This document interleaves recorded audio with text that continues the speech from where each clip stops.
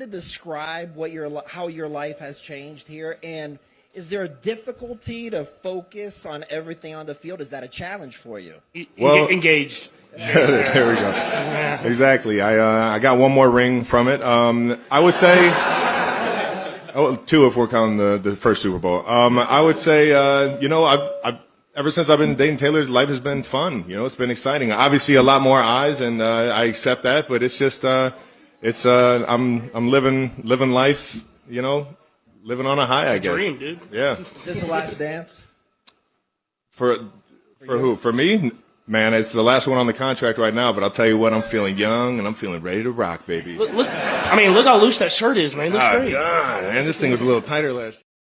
Last night at Sao Paulo's main international airport, reporters described how the arrival hall turned into a stage for one of the NFL's biggest names, with Travis Kelce of the Kansas City Chiefs stepping straight into a wall of noise and enthusiasm that could have rivaled any reception given to global pop icons.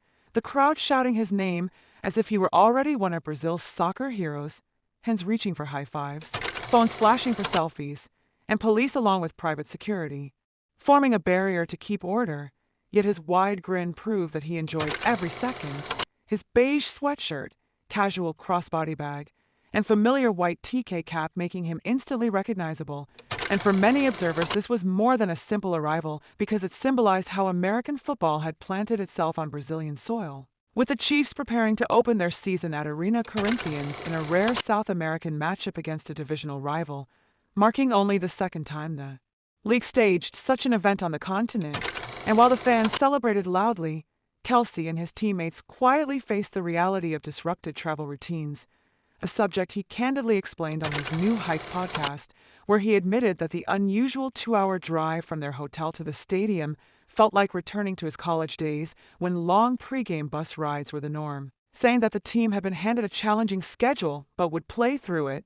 And though he acknowledged the hardship, he also confessed excitement about being in Brazil, stressing that if they could win under such conditions, the reward would feel greater. And listeners heard his mixture of fatigue and anticipation in every line, a reminder that professional athletes deal with more than just the game itself. And for the Chiefs, a team accustomed to Super Bowls, London games, and Mexico City crowds, this journey still carried its own weight because the timing of a 12-hour flight stripped them of nearly a full day of preparation, something no NFL club willingly gives up before an opener. Yet Kelce repeated that despite the time zone difference being minor, the sheer length of travel made the trip unlike any they had done, and he spoke of trying to manage his sleep schedule carefully, noting how every hour mattered before lining up on the field, while his brother Jason jokingly told him he should copy Denver quarterback Russell Wilson's famous mid-flight high knees. Exercise, a suggestion Travis brushed off with laughter as he admitted he would probably kill time playing Mario Kart on his Nintendo Switch instead.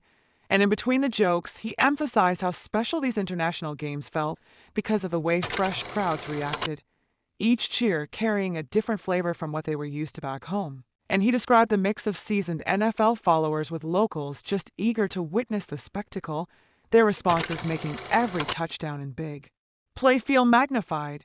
So when the Chiefs shared a clip online of players boarding their plane with the caption, "Back on our world tour," it underlined not only the NFL's expansion but also the pressure on the squad to manage rest and preparation abroad. A challenge Kelce seemed built for given his evolution into not just an elite tight end, but also a global figure whose relationship with Taylor Swift pushed his fame even further, something that showed when he confidently moved through Sao Paulo's airport as if he had done it 100 times.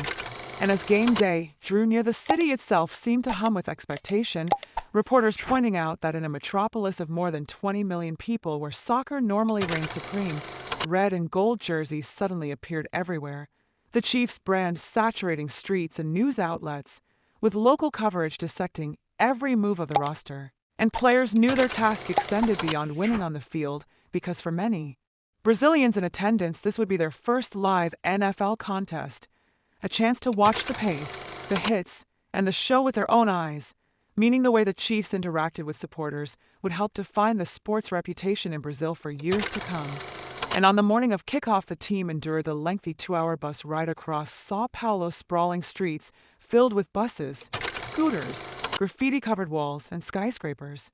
The atmosphere, so different from their usual calm pre-game routine, yet they embraced it, remembering Kelce's words that it was simply the hand they were dealt. And when they finally stepped into Arena Corinthians, they saw thousands already waiting. The roar inside the stadium swelling as fans waved flags, wore jerseys, and chanted even before the first snap, and the mix of locals, expatriates, and seasoned NFL followers fused into a single electric crowd whose energy rivaled the famous Arrowhead Stadium atmosphere. And when Kelce caught his first pass, the place erupted with a sound that shook the field, the audience cheering every catch, every block, every score as if each moment were history itself.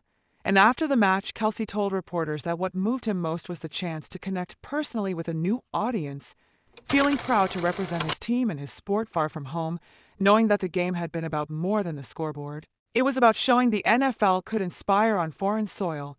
And before moving to the next story, let me say if you're enjoying this coverage, make sure to subscribe right now, because more moments like this are always coming.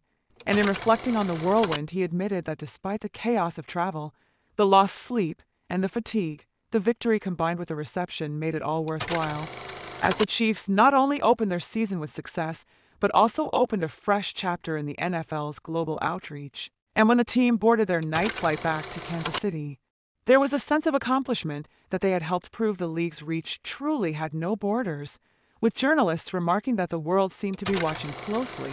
And if the spectacle in Sao Paulo was any measure, people clearly liked what they saw, which brought the curtain down on a remarkable few days that underscored both the game's growth and Kelce's unique role in carrying it to new heights. His presence on and off the field ensuring that the story of American football in Brazil had only just begun. And as the engines roared and the city lights faded beneath them, the Chiefs understood that their journey was no longer just about the NFL season, but about representing the sport wherever new fans waited.